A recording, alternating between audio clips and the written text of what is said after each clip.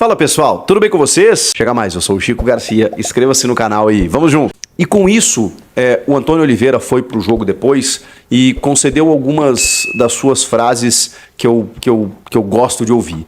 O Antônio tem uma oratória que ele passa uma mensagem muito bacana, muito legal.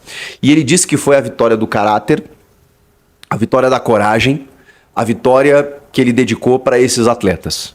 Porque, obviamente, houve adversidades, né? Houve problemas no jogo em que o time soube sair delas. Mas mais do que o time, né? As mãos do técnico também, que motivou os jogadores, que preparou os caras durante a semana para jogarem com um a menos. Vejam só, o Yuri Alberto revelou isso depois, de que houve uma preparação nesse sentido, inclusive, que ela foi muito trabalhada e específica para o jogo. Então, o Corinthians sabia como se portar. E isso é muito legal, você trabalhar... Porque, cara, eu conversei com alguns jogadores que atuaram com o Guardiola, por exemplo. E todos eles relatam, cara, o Guardiola ele tem um plano para cada coisa que acontecer no jogo. Então nunca o jogador está surpreendido. Eu valorizo o técnico que faz isso. E aí você vê que na semana antes do time ter um jogador expulso, eles trabalharam como lidar quando tiver um jogador a menos. Tanto que o Antônio não faz nenhuma troca para mexer no escopo do time. Ele troca depois, no intervalo, colocando o Matheus França e tirando o Wesley. Mas ele mantém o time mesmo sem o Rodrigo Garro. Não sei se ele perdesse talvez um zagueiro, se ele não recompôsse ali, né? Obviamente com um jogador mais no sistema defensivo, talvez recuasse o Raniel, talvez nem precisasse mexer. Mas no caso do Rodrigo Garro, ele não mexeu. Ele esperou o intervalo para poder fazer a alteração, porque o time sabia se portar e tinha um resultado vigente, né, de 2-0, o que também favoreceu. Eu queria falar muito sobre o sucesso dos dois centroavantes, porque foi uma surpresa. Eu imaginava o Romero tendo uma sequência, ele entra no segundo tempo, o Wesley está vivendo uma grande fase, o Pedro Raul e o Yuri Alberto são dois centroavantes em nível de titularidade, a gente sabe disso. Mas os dois serem colocados juntos como titulares e você tirar o Yuri da área chamou atenção. Até pela fase que o Yuri está vivendo, né? Muito por conta do Antônio.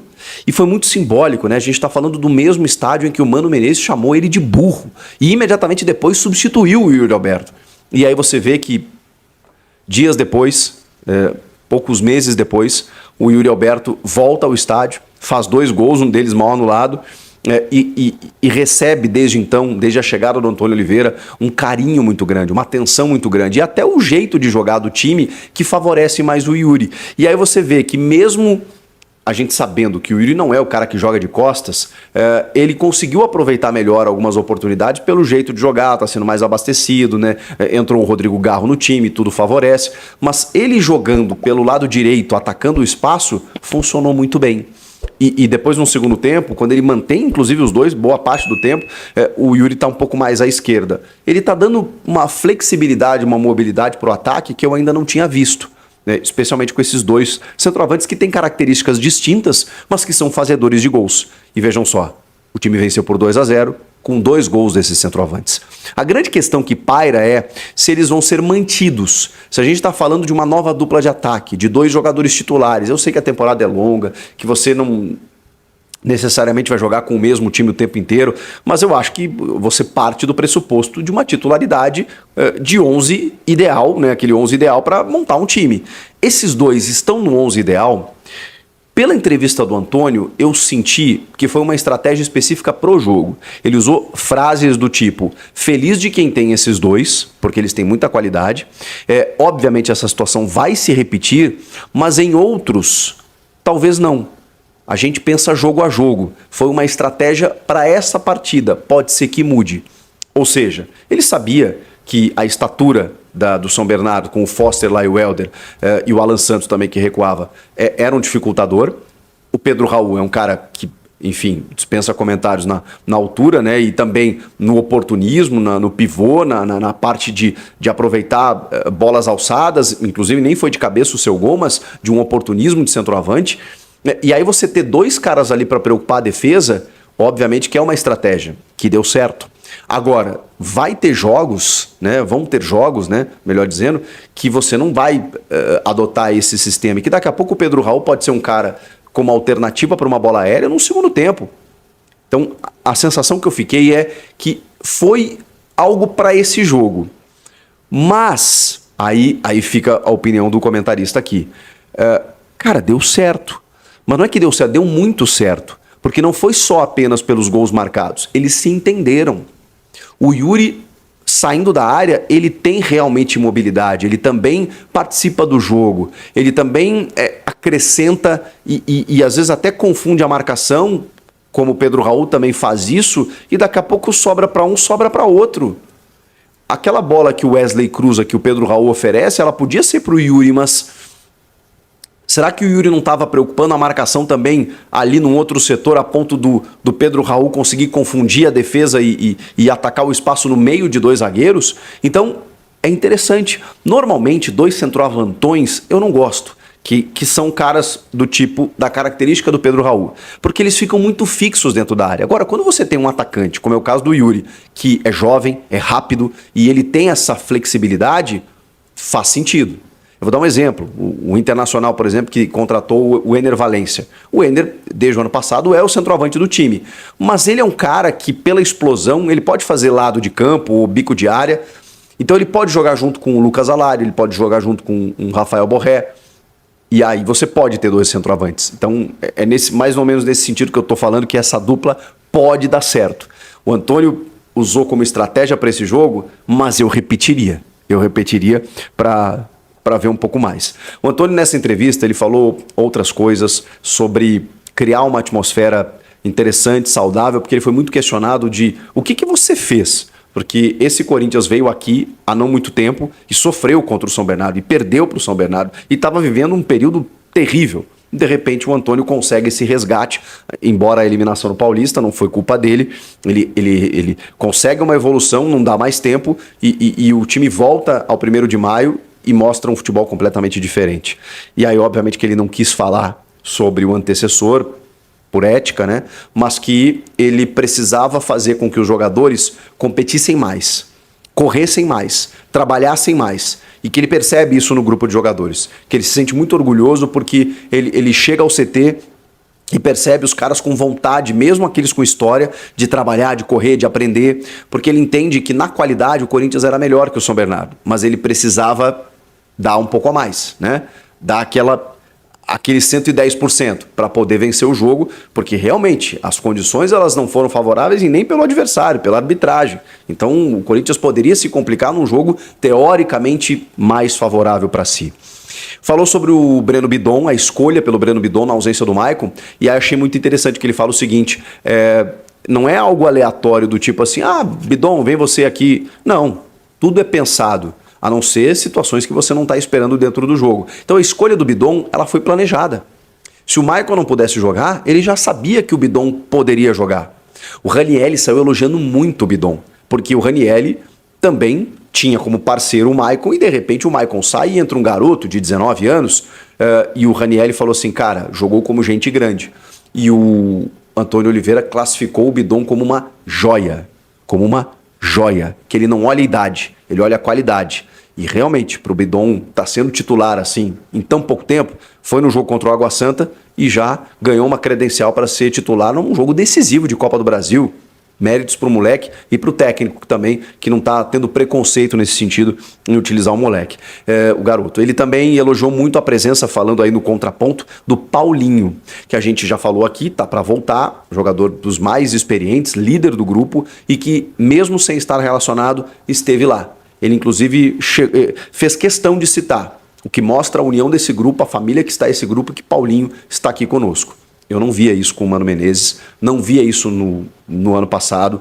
O Antônio Oliveira, ele está tendo uma qualidade além da capacidade técnica e tática de jogo. Ele está tendo uma liderança e resgatando uma autoestima do elenco que é bonito de ver. É bonito de ver o que esse treinador está conseguindo. Que acerto da diretoria do Corinthians. Eu não sei quanto tempo vai durar, eu não sei se ele vai ganhar alguma coisa, a gente não tem como prever o futuro, eu não sei se ali na frente ele não vai se atrapalhar, não sei. Só sei que até esse momento a escolha por Antônio Oliveira não poderia ter sido melhor.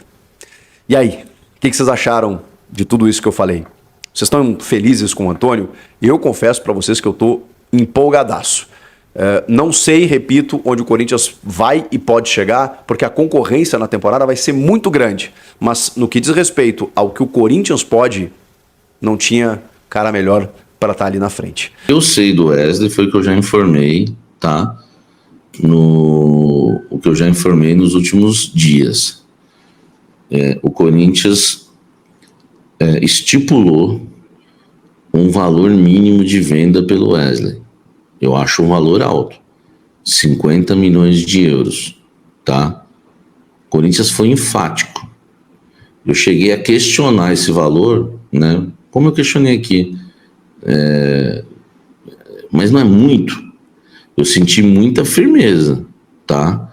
Eles realmente acreditam que o Wesley vale hoje no mercado 50 milhões de euros, tá? O pessoal pedindo para pôr o Pix aqui, meu querido Cleiton Silva, né? Sempre pede para pôr a Pixeira aí, tá aí na tela aí, meu querido Cleiton.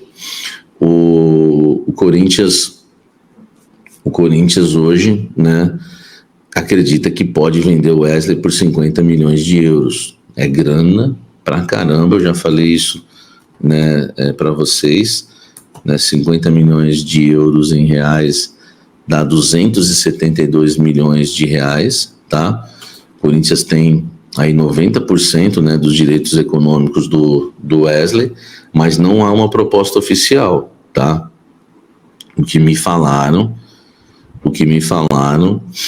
é que vai chegar uma proposta no meio do ano do Real Betis. Isso chegou por intermédio dos procuradores do Wesley. Essa sondagem, essa procura já ocorreu agora recentemente, faz poucas semanas, tá? Não é aquela antiga procura do Betis, tanto que agora, né, a informação que chega é tão nova, né? Porque o Betis já procurou o Wesley no ano passado, mas essa informação ela é tão atualizada, tão nova, que foi citado inclusive que o Betis vê o Wesley como o substituto ideal para o Luiz Henrique, que voltou para o futebol brasileiro para jogar no Botafogo. Então é uma proposta, tá? É uma proposta que deve chegar no meio do ano do Real Betis. Eu não sei se eles vão pagar 50 milhões de euros. Eu só sei o seguinte: eles fizeram o jogo duro para vender o Luiz Henrique. Eu acho que o Corinthians também, né, não deve facilitar muito em relação ao Wesley. Mas eu não acho que o Wesley, né, possa valer 50 milhões de euros, tá? Eu posso queimar a língua, gente. Eu posso queimar a língua, mas se o Wesley for vendido por 50 milhões de euros, tá? 50 milhões de euros, o dia que ele for vendido por 50 milhões de euros, 50 de euros, tá? Eu sorteio aqui 10 kits do canal para vocês. 10, na hora, por 50 de euros, tá? Eu não acredito mesmo. E acho que 30 milhões para o Wesley já é o suficiente, muito. Acho ele um jogador comum, tá? Acho ele um jogador comum, não acho nada demais. O Wesley, para mim, não é um jogador diferente, tá? A ponto de valer 50 milhões de euros. Pra você ter uma ideia, o Rodrigo, que era do Santos, foi vendido por 50 milhões de euros, mas faz muito tempo também, né? Pro Real Madrid. Eu não acredito nesse valor. Quanto é que foi vendido o Endrick? Agora eu não lembro por quanto foi vendido o Endrick. Eu venderia por 20 também. Venderia o Wesley por 20 milhões de euros. 20, 25, fácil, tá? 20, 25, fácil. 70 milhões foi o Endrick, né? Imagine, se o Endrick vale 70 milhões, o Wesley não pode valer 50, né? Enfim, mas o Corinthians está no direito dele, tá? O Corinthians está no direito dele de pedir quanto ele quer, e a informação é essa: o Corinthians vai... e o Corinthians alega também, nos bastidores, que não deve só vir o Real Betis para cima, tá? Mas deve vir aí outros clubes do futebol europeu, e por isso que o Corinthians está confiante que pode vender o Wesley por um valor absurdo aí para, né, conseguir também esse valor de venda, conseguir ajudar nas finanças do clube, tá? Mas por enquanto não tem nada aí, enfim, né, não tem nada certo em relação ao Wesley, né? O Breno Bidon teve uma procura do Bayern de Munique, antes, né, dele renovar o contrato, renovou, tá tudo certo, não corre risco nenhum. Eu acho que o Bidon fez certo. Primeiro é interessante para ele jogar no profissional do Corinthians, tá? Para depois aí ter uma experiência lá fora no mercado europeu. O Breno Bidon, né, o canal mais uma vez, né, indo bem, nós cafezeiros, né? Quem é das antigas do canal sabe que em 2022, quando o Vitor Pereira testava alguns moleques da base em treinamentos, eu falava que os únicos que eram bons eram diferentes. Eu falava, bons não, né? Porque tem outros que são bons. Por exemplo, o Wesley é bom, mas não passa disso.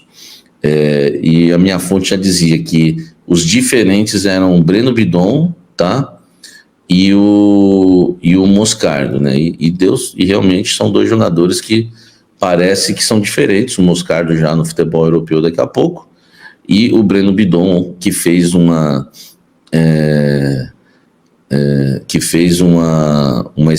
excelente partida ontem. Samir, o Bidon vai sair primeiro que o Wesley. Quer apostar quanto? Eu não duvido, tá? Eu não duvido. Ele é diferente. Vamos falar dos 4 reforços? Eu conversei com uma fonte ontem, né? E ela me disse que há uma necessidade ainda, né, para pensar em coisas maiores de 4 reforços. Eu não estou falando dos 4 reforços que o Corinthians vai ter quando voltar aí aos gramados, que é Coronado 1, Paulinho 2, Kaká 3, dois que eu contava que iam ser reforços já viraram reforços agora, que é Breno Bidon e Kaká. Então é Breno... não, tem o Palácios, né? São 5 reforços, então. Então nós temos Coronado, Paulinho, Palácios e o Kaká. 4, e o Breno Bidon, que surgiu aí, que também acaba virando um reforço. Além desses jogadores, tá? O Corinthians acredita que mais quatro atletas seriam interessantes.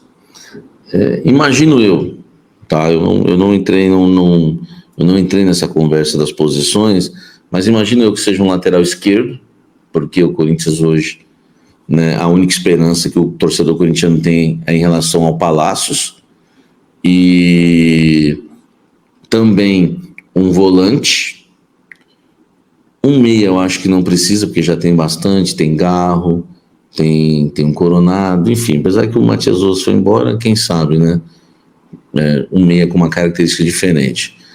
Eu acredito que precisa de um atacante e de um zagueiro. Nem sei se precisa de 4 reforços. Eu traria 2 volantes. Eu traria um primeiro volante e um segundo volante, e mais um lateral esquerdo. Isso aí para mim seria prioridade hoje no elenco do Corinthians, tá? O Kleber falando Talisca, o Talisca nunca vem, né? O Talisca ganha muito dinheiro lá no time do Cristiano Ronaldo, né? No Al Nassr, difícil, né? O Michael é um sonho, eu investiria fácil também. Eu acho que é um cara que chegaria para assumir aí a posição de titular, mas, né,